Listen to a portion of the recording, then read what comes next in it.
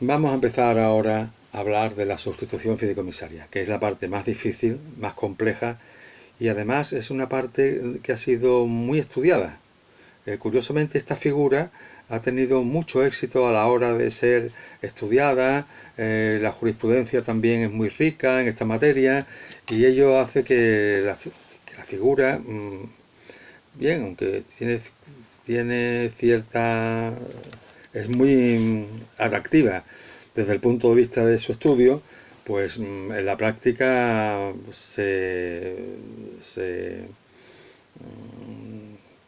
en la práctica se encuentra en pocas ocasiones. Yo por lo menos en mi vida académica y profesional no he tenido ningún caso delante de una sustitución fideicomisaria. En realidad, la primera cosa es la terminología, al igual que le ocurre a las dos que hemos visto antes, las dos que son tan parecidas, la pupilar y la cuasipupilar.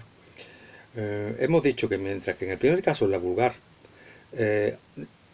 ahí no llegaba el llamado a recibir los bienes, en los otros tres sí recibe los bienes. Lo que pasa es que el instituyente, el sustituyente, nombra a la persona que le va a heredar, que le va a suceder después. Realmente no es una sustitución. La sustitución realmente es la vulgar. Si este falla, nombro a otro en su lugar, sustituyo. Pero aquí no hay una sustitución en cuanto al primer llamamiento. El primero recibe. Lo que pasa es que cuando muere, jugará entonces la previsión del testador, pasando esos bienes del que ha muerto a otra persona y no dejando que ahí tenga libertad el que recibe en primer lugar para disponer de los bienes, sino que esos bienes están, podríamos decir, vinculados a la voluntad del causante. Pero realmente no es una sustitución propiamente dicha, porque el primero ha recibido.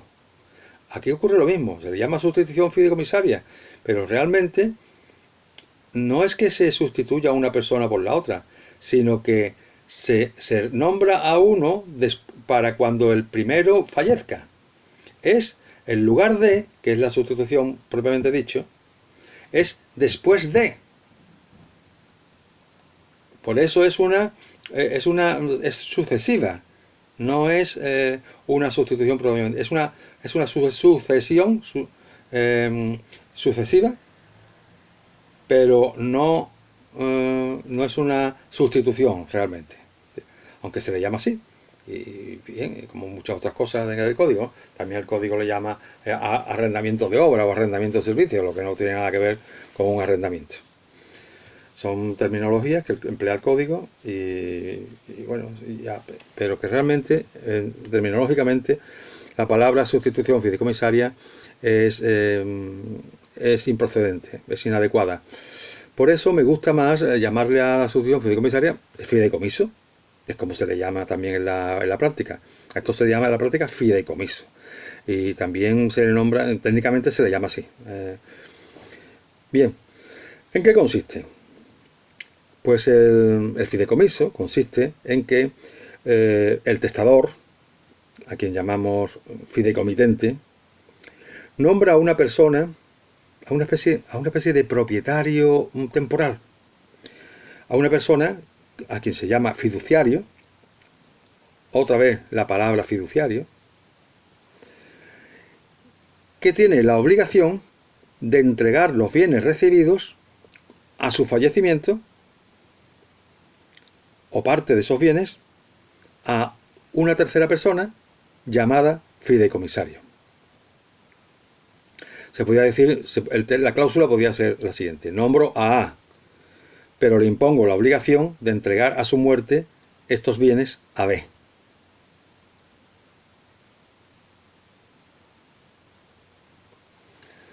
Hay una figura muy parecida, y además se da mucho, yo la he visto muchas veces en las novelas inglesas del siglo XIX.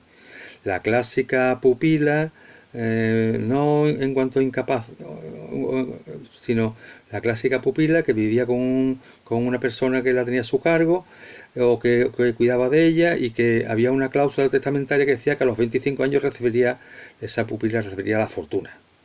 Bien, pues el que tenía era un fideicomiso, y se le llama esto fideicomiso, aunque realmente con estos datos concretos, más que de fideicomiso, lo que estamos hablando es de una institución a término. Es decir, yo nombro a esta persona heredera, pero a partir de que cumpla 25 años. Por lo tanto, ha habido un primer heredero, pero que le tiene que traspasar todos los bienes o una parte de ellos al que cumple 25 años. Pero en realidad no es un fideicomiso, porque no es a la muerte del primer heredero cuando se transmiten los bienes, sino al cumplir una determinada edad. Esto de la herencia a término la vamos a estudiar el próximo lunes, el día 30, y hoy vamos a hablar del fideicomiso, es decir, cuando una persona recibe unos bienes y a su muerte los tiene que transmitir a otra persona, que es el fideicomisario. Vamos a hablar nosotros de dos palabras: fiduciario, fideicomisario. Fiduciario, otra vez la palabra fiduciario. Otra vez la palabra basada en la buena fe. En la buena fe, en la confianza, más que buena fe, confianza. Yo realmente, el causante lo que quiere realmente es que los bienes terminen siendo del fideicomisario. Pero puede ocurrir o que ese fideicomisario sea muy pequeño, no tenga la edad suficiente o la edad que requiera el causante, o puede suceder también que ese fideicomisario ni siquiera exista, ni esté prevista su existencia. En el caso, por ejemplo, del nasciturus, sino que yo digo, pues, por ejemplo, si yo tengo una hija de 12 años y digo, le dejo estos bienes a mi hija, pero estos bienes a su muerte, a la muerte de mi hija, irán a pasar a los hijos que haya podido tener. Ahora no los tiene. Lo importante es que a la muerte de mi hija tenga esos descendientes, y entonces se jugará el fideicomiso. Esto es perfectamente posible. De manera que hay una confianza en que el fiduciario va a cumplir su obligación, que es la de conservar los bienes, para transmitirlos al fideicomisario, a su muerte. Durante la vida del fiduciario, este es el auténtico propietario.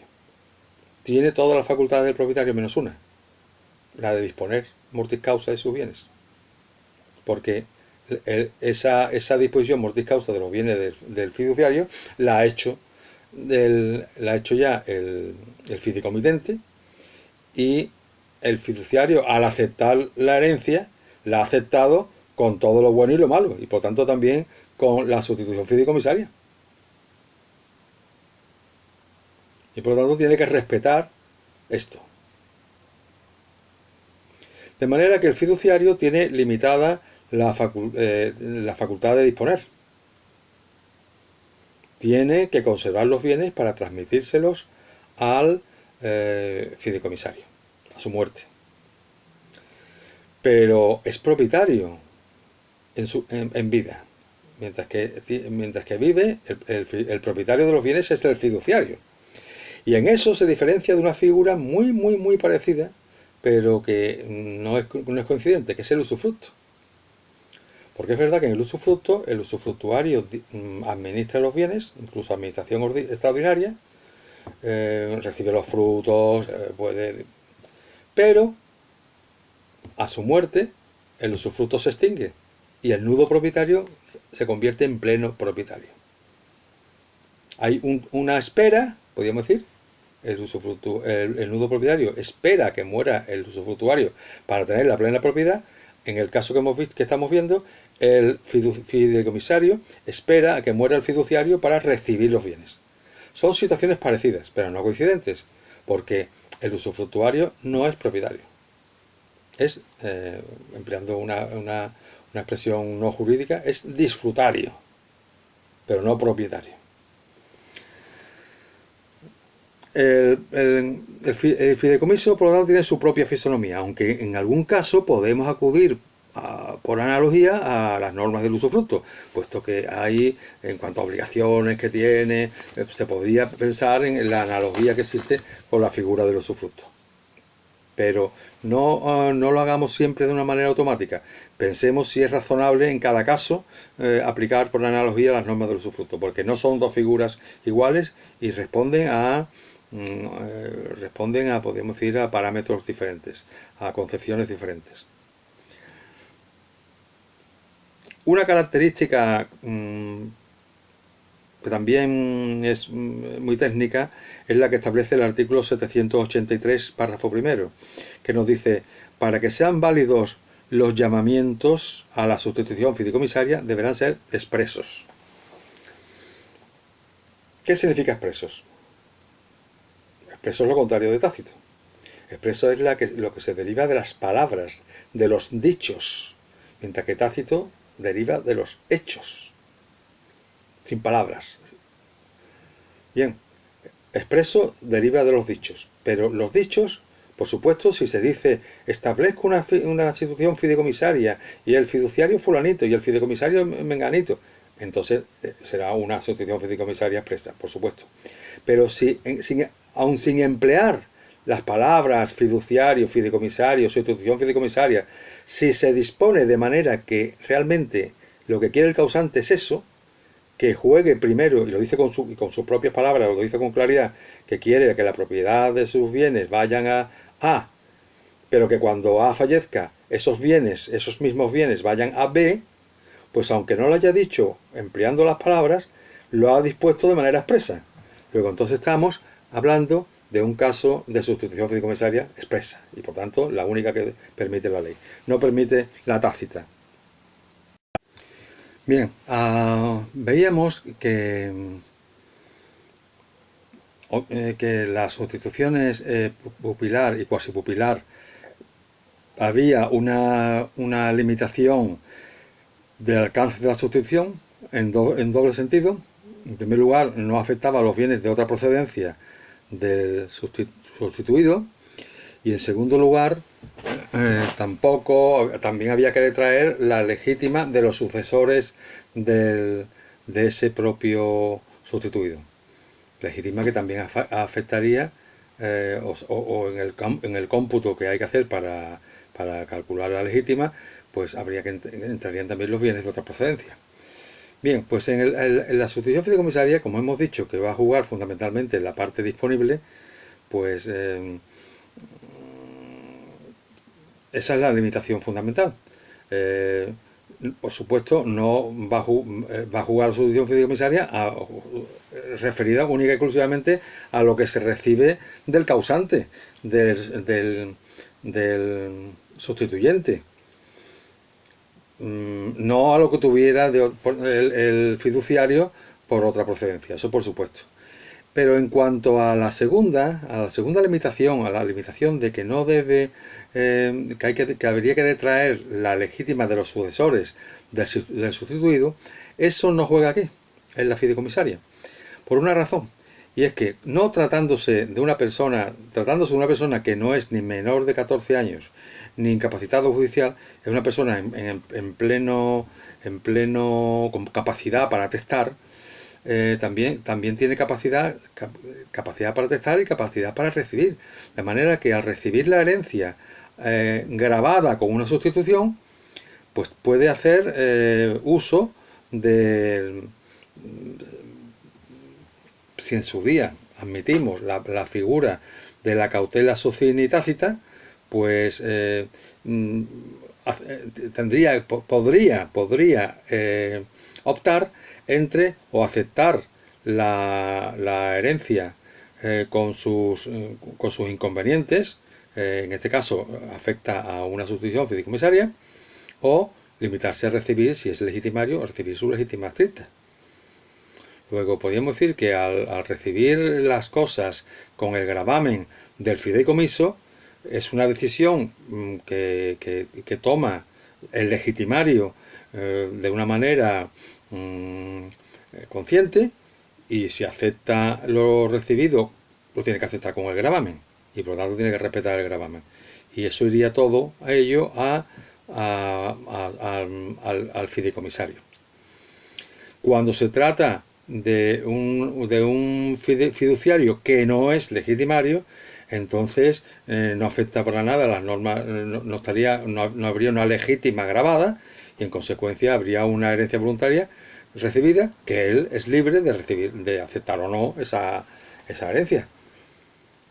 Si acepta, pues será con todas las ventajas e inconvenientes. Y si no le interesa, pues con repudiar tiene por suficiente, ¿no?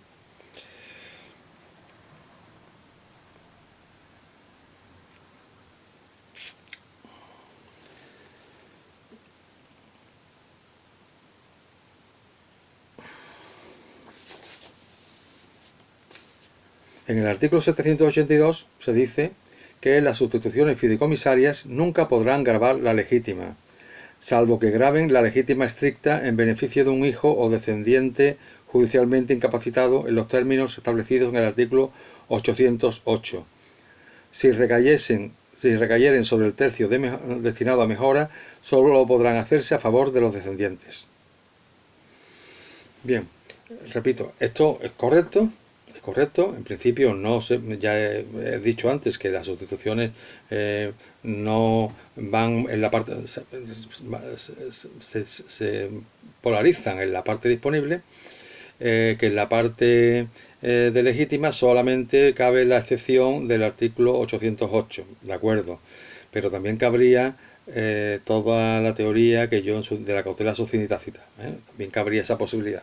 Si se admite la cautela socini tácita, que se admite la cautela socini por la jurisprudencia, pero la tácita no está, no conozco todavía una sentencia que lo reconozca. Está a nivel doctrinal, está admitida, pero no a nivel jurisprudencial.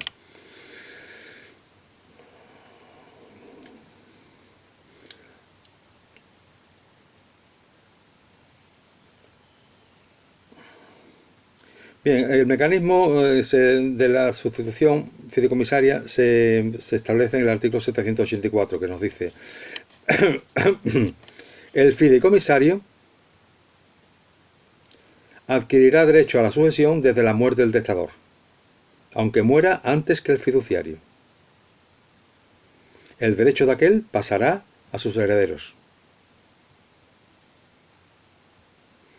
Bien, este artículo tiene dificultades, porque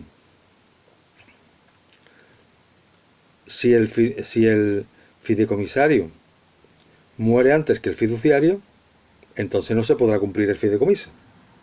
Pero la ley establece que el derecho pasará a sus herederos. Claro, esto es el derecho del fideicomisario. Por lo tanto, donde había un fideicomisario, ahora ocupan su lugar los herederos del fideicomisario. Bien, como todo esto es materia disponible, el causante puede establecer otra cosa diferente. ¿Qué ocurrirá si el fideicomisario muere antes que el fiduciario? Algo distinto de lo que dice la ley de que pasará sus derechos a los herederos. A lo mejor puede establecer ahí una sustitución vulgar. Establecer en lugar del fideicomisario que había, pues otro fideicomisario nuevo.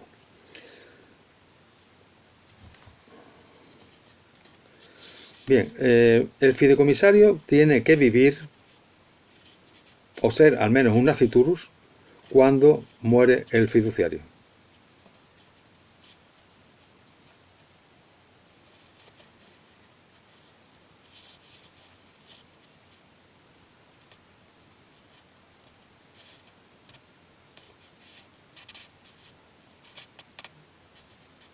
Y a su vez, el fiduciario tiene que vivir o ser un nasciturus cuando muere el testador. Eso en el supuesto normal. El supuesto normal, porque ahora vamos a ver los distintos casos de fideicomiso que hay y la cosa se va a complicar un poco lo que hemos visto. Pero en principio está pensado que cuando muere el causante viva el fiduciario para que le pueda suceder y que cuando muera el fiduciario viva el fideicomisario, que es el que le ha de suceder. Por lo tanto, el fideicomisario no es preciso que viva cuando muera el causante, sino que lo que es preciso que viva es cuando muere el fiduciario. Bien, ahora vamos a hablar de un artículo muy complejo y que quizás además en una explicación por internet cuesta trabajo, no viendo las caras y viendo el grado de comprensión que tienen de lo que voy diciendo. Es el comentario del artículo 781 que dice: serán válidas y surtirán efecto las sustituciones fideicomisarias siempre que no pasen del segundo grado o que se hagan en favor de personas que vivan al tiempo del fallecimiento del testador. Bien, esto da lugar a problemas de interpretación, porque sobre todo la palabra grado, que no pasen del segundo grado. ¿Qué se refiere? ¿Al segundo grado de parentesco? La respuesta es negativa. No se le puede referir al segundo grado de parentesco. Estamos hablando de sucesión voluntaria y por lo tanto aquí segundo grado tiene poco, de parentesco tiene poco que ver. Todavía en la legítima y en la intestada sí, pero en una figura tan voluntaria como el fideicomiso no tiene sentido hablar de segundo grado de parentesco. Efectivamente, la jurisprudencia ha aclarado lo que la doctrina también tenía ya clarificado, y es que el segundo grado es el segundo llamamiento, es decir, no debe pasar del segundo llamamiento. Esto sin el requisito de que viva al tiempo de morir el causante.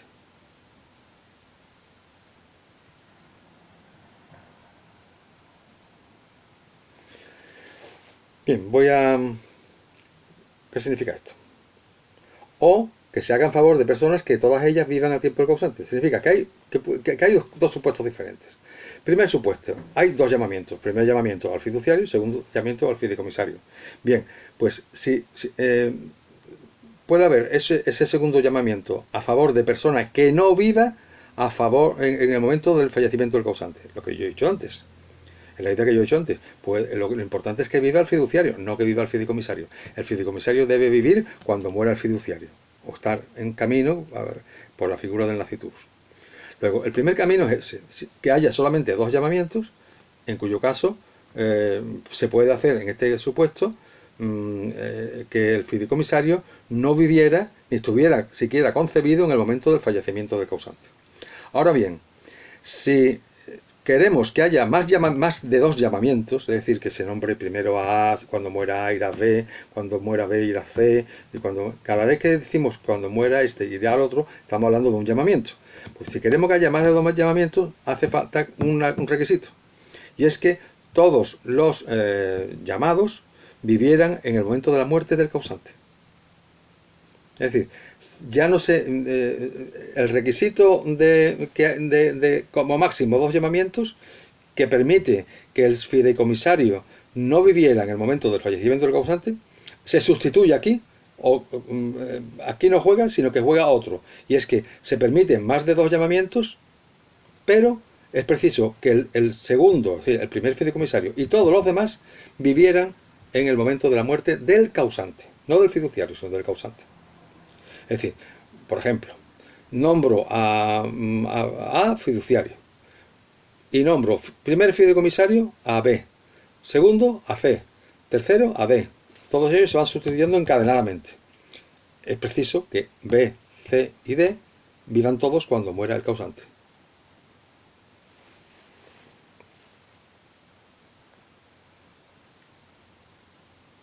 Por lo tanto, la figura, en el primer caso, en el caso de hasta dos llamamientos, se permite aquí que personas que no han nacido ni han sido concebidas, es decir, los que se llaman los non dum concepti o los concepturus,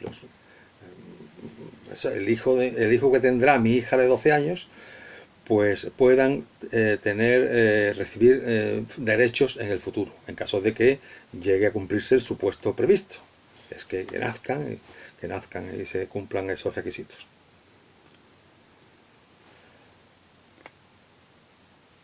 Por lo tanto, en el caso de máximo dos llamamientos, solamente hay un eslabón, solamente hay un fiduciario y un fideicomisario, un eslabón de la cadena.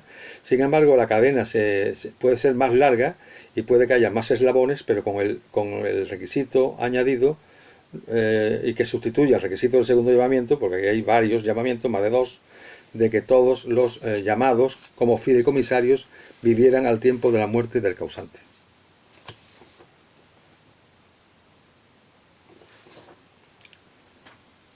El artículo 785.3 nos dice que no surtirán efecto las sustituciones fideicomisarias que impongan al heredero el encargo de pagar a varias personas sucesivamente, más allá del segundo grado, cierta renta o pensión. Bien, aquí lo que ocurre es, esto es, podríamos decir, una aplicación particular de las reglas del artículo 781, porque a lo mejor para camuflar la limitación de pasar del segundo grado, pues dice, bueno, pues en vez de establecer propiedad, lo que hago es que establezco créditos, rentas, renta o pensión. Y bueno, pues aquí nos viene a decir, pues mire usted, también cuando se utilice la figura de beneficiar a otras personas cuando fallezca el causante, también tiene la limitación para que no lo haga. Aquí lo que se trata es de evitar las vinculaciones perpetuas, es decir, que esto pase a cuando muera pase a su heredero, pues cuando muera pasa a su heredero, y que así sea por generaciones, y entonces se vinculan unos bienes. Y el código no quiere que los bienes se vinculen, no quiere que las vinculaciones perpetuas. Admite las vinculaciones temporales, igual que ocurre con las obligaciones. No existe ninguna obligación perpetua. Todas tienen un plazo, de manera directa o indirecta. Pues aquí ocurre lo mismo. El código no quiere que unos bienes estén vinculados al cumplimiento de unas obligaciones o de unos gravámenes por generaciones, sino que lo acorta, lo limita temporalmente. O bien porque no solamente admite dos llamamientos, el segundo llamamiento a lo mejor se produce dentro de 40 años o de 30, pero es segundo llamamiento, y por tanto una vez que se culmine ese segundo llamamiento, ya se acabará la sustitución fideicomisaria. O admite que haya varios llamamientos, pero siempre que sean personas todas ellas vivas en el momento del fallecimiento del causante, y en consecuencia, al estar vivas, pues la figura se extinguirá cuando el último fideicomisario reciba los bienes del penúltimo fideicomisario. Ahí se terminará la figura y ya no habrá más llamamientos, ni habrá más eslabones de la cadena.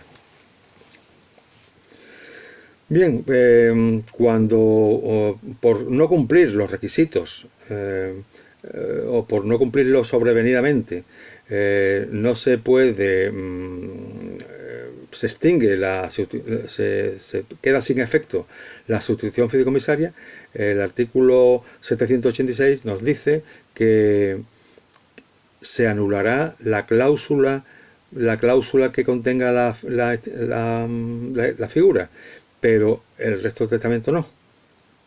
Concretamente dice: la nulidad de la sustitución fideicomisaria no perjudicará a la validez de la institución ni a los herederos del primer llamamiento, solo se tendrá por no escrita la cláusula fideicomisaria. Pasamos ahora al tema 14, que es epígrafe 14, el fideicomiso de residuo.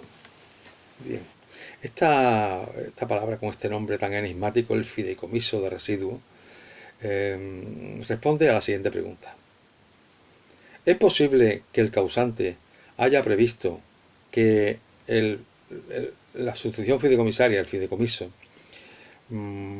sea de cantidad inferior a lo que le ha dejado al fiduciario?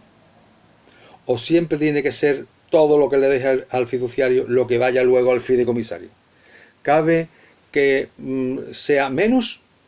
Incluso cabría pensar que habría la posibilidad de que al fideicomisario no le quedara nada por recibir. En otras palabras, cabría que el causante le dijera la siguiente cláusula: dejo esto, dejo 100 al fiduciario, para que a su muerte se los pase al fideicomisario. Pero que le pase lo que conserve. Es decir, la obligación de conservar no se refiere al todo, sino podríamos decir que hay una autorización para que disponga de los bienes recibidos, el fiduciario, pero si no los consume todos, lo que quede, el residuo, por eso se llama fideicomiso de residuo, el residuo, eso sí pase al fideicomisario. ¿Esta figura es admisible? Si no hubiera un artículo, yo diría que sí. Yo diría que sí, porque al ser toda la figura del fideicomiso voluntaria, creación de la aplicación clarísima de la voluntad del causante, pues si el causante lo puede establecer de una manera, lo puede establecer de otra. Si puedo establecer, se me permite lo más, es decir, que le imponga la obligación de transmitírselo todo a un tercero, al fideicomisario, también se me debe permitir lo menos, y es que transmita menos de lo que yo le dejo.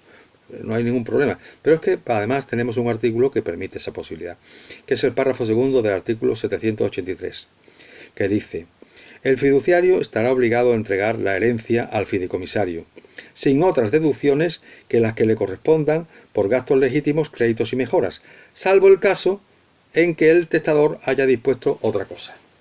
Por tanto, esto realza que la voluntad del causante es ley de la sucesión aquí, vamos, incontrovertida, y puede haber dispuesto otra cosa. Y eso otra cosa que puede haber dispuesto es que solamente le transmite el residuo, que le concede facultad para disponer de la cosa, pero que al final solo tenga que transmitir al fideicomisario el residuo.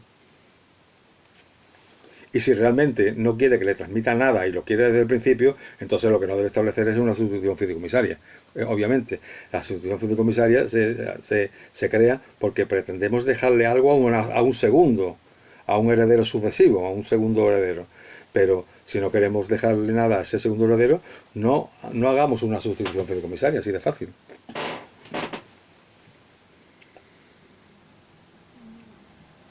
De manera que hay una diferencia entre el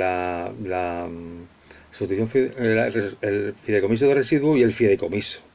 Y es que el fideicomiso de residuo no solamente hay una incertidumbre en el cuándo, en el momento en que se transmitirán los bienes, sino en el cuánto. Mientras que en el fideicomiso normal sabemos que el cuánto es todo lo recibido. En el de residuo no sabemos cuánto se puede transmitir, sino solamente habrá que esperar a que muera el fiduciario para ver cuántos bienes quedan sin haberse dispuesto de ellos. Pasamos al siguiente epígrafe, estamos ya en el 15. La sustitución fideicomisaria sobre la legítima estricta. Bien, en principio esto es contradictorio, hablar de esto.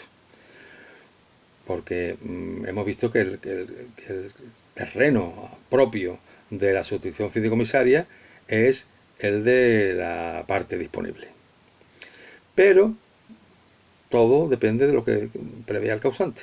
Y el causante ha previsto en el párrafo, con motivo de la Ley de Protección del Discapacitado de 2003, pues introdujo un cuarto párrafo en el artículo 808 que dice: cuando alguno de los hijos o descendientes haya sido judicialmente incapacitado, el testador podrá establecer una sustitución fideicomisaria sobre el tercio de legítima estricta, siendo fiduciarios los hijos o descendientes judicialmente incapacitados y fideicomisario los herederos forzosos.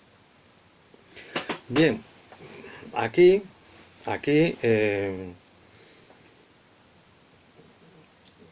se ha establecido una norma a favor, un gravamen sobre la legítima estricta a favor de descendientes, no necesariamente legitimarios.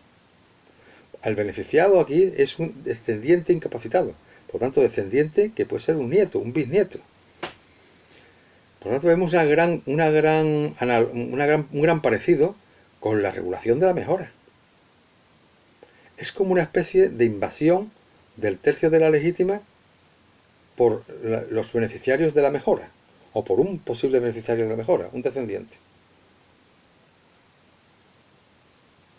para que esto juegue es preciso que el testador lo haya previsto. La ley lo único que hace aquí es permitirle la posibilidad de grabar la legítima de la manera que se prevé. Y si hay gravamen de la legítima, no habrá aquí posibilidades de ejercitar cautela guardense tácita y nada, porque esto lo tiene que consentir el legitimario. La ley lo prevé y si el testador lo establece así, el legitimario tendrá que acatarlo sin poder coger ninguna otra vía, ni siquiera la de limitarse a recibir su legítima estricta. No. Esto se ha hecho pensando en que precisamente al discapacitado de la ley de 2003 no solamente se le califica como discapacitado administrativamente, sino que judicialmente se le incapacita. Entonces, al tener, podríamos decir, una discapacidad que incapacita, que impide gobernarse a sí mismo, entonces la ley le permite que se invada el tercio de legítima estricta para favorecer a esta persona, incluso que ya repito, no tiene por qué ser ni siquiera legitimario, pero claro, con una propiedad temporal, porque es un concepto de fiduciario. Y eso significa que él recibe los bienes, pero los tiene que transmitir todos a los legitimarios cuando fallezca. Claro, el problema, dicho así, bien, podría uno quejarse de que la ley ha conculcado la legítima, cosa que estamos muchos de acuerdo, porque si queremos la supresión de la legítima, todo lo que sea, reducir la legítima o grabarla, nos parece bien. El problema es que si aquí la ley no se preocupa para nada de esto, la ley, el artículo 808, párrafo cuarto, si cabría que esto se hiciera en concepto de fideicomiso de residuos.